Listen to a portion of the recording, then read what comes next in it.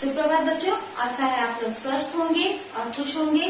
हिंदी के online class में एक बार फिर से आप सबका बहुत बहुत स्वागत है। बच्चों, आज हम लोग अनुच्छेद लेखन पढ़ने जा रहे हैं। अनुच्छेद लेखन क्या है ये मैं आप लोगों को बताती हूँ। अनुच्छेद लेखन निबंध का एक छोटा रूप है। निबंध में हम लोग किसी भी टॉपिक को, किसी भी विषय के बारे में हम लोग विस्तार से उसकी जानकारी देते हैं और उसे हम लोग मुख्यतः 3 भागों में बांटते हैं।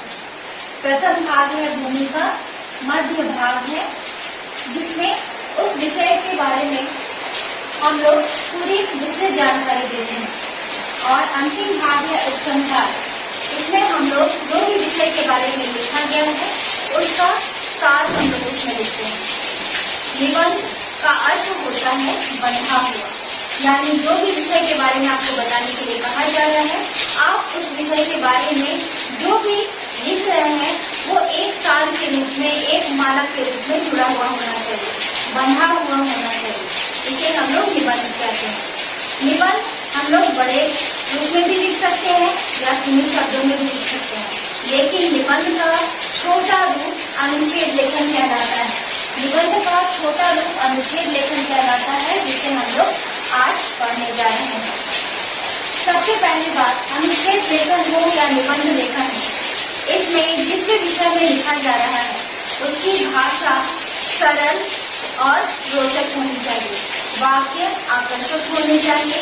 वाक्य को सुंदर और आकर्षक बनाने के लिए कई बार आप लोकोक्तियों या मुहावरों का प्रयोग कर सकते हैं। मध्य भाग में भूमिका का भाग बहुत बड़ा नहीं होना चाहिए। भूमिका के भाग में जस्ट हम लोग उसका इंट्रोडक्शन यानी उस विषय का परिचय देते हैं।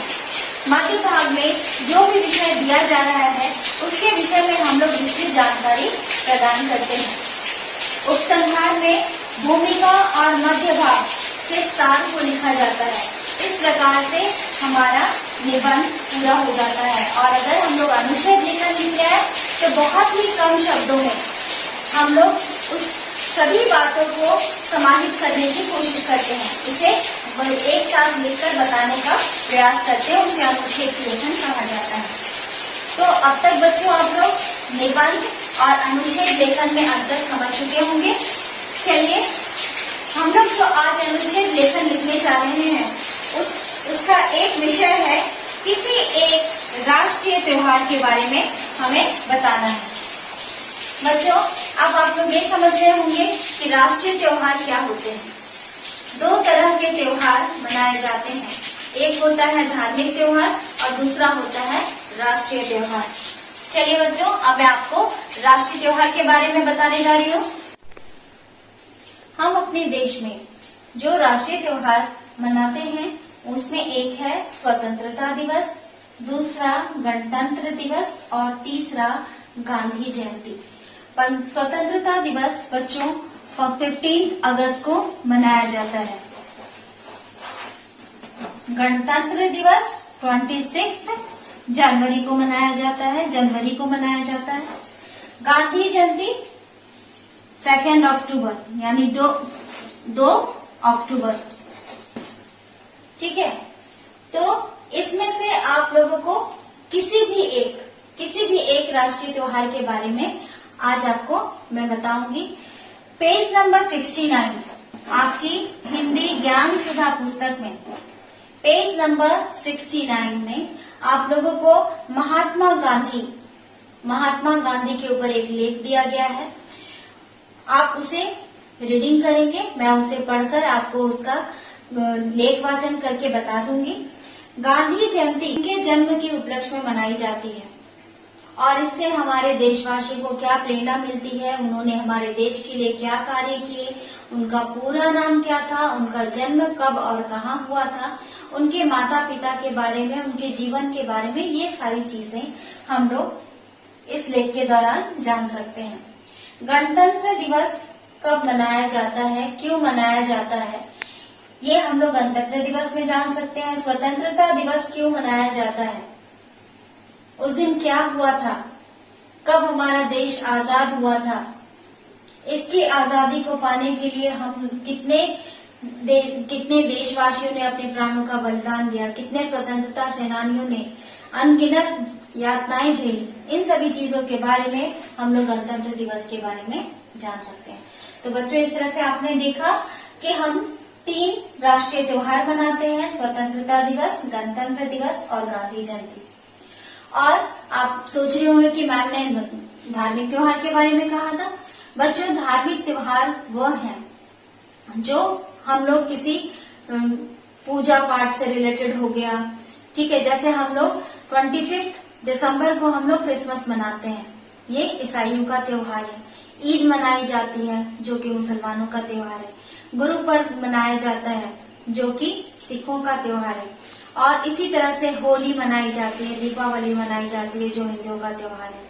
तो इस तरह के त्योहार मनाए जाते हैं, इसे हम लोग, जन्माष्टमी हो गई, कुछ दिन पहले आपने रक्षाबंधन भी मनाया। तो इस तरह से जो त्योहार मनाए जाते हैं, इन सभी त्योहारों को धार्मिक त्योहार कहा जाता है, जिसे अलग अलग धर्म जाति के लोग मनाते हैं।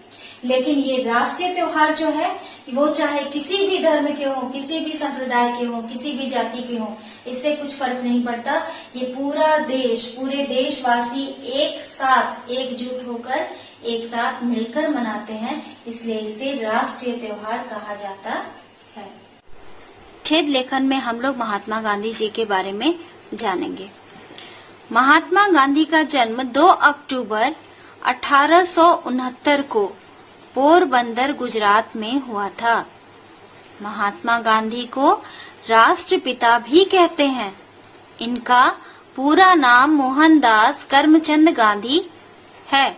इनके पिता का नाम करमचंद गांधी है। इनकी माता का नाम पुतलीबाई है। इन्होंने कानून की शिक्षा इंग्लैंड में पास की। दक्षिण अफ्रीका में इन्होंने भारतीयों पर अंग्रेजों के अत्याचार को देखते ही अंग्रेजों के शासन का विरोध करना शुरू कर दिया। भारत वापस आकर इन्होंने कई आंदोलन चलाए। इन्होंने नमक का कानून तोड़ने के लिए दांडी यात्रा की। महात्मा गांधी भारत को स्वतंत्र कराने के लिए कई बार जेल भी गए। कई बार इन्होंने सत्याग्रह भी किया। महात्मा गांधी सत्य और अहिंसा के पुजारी थे।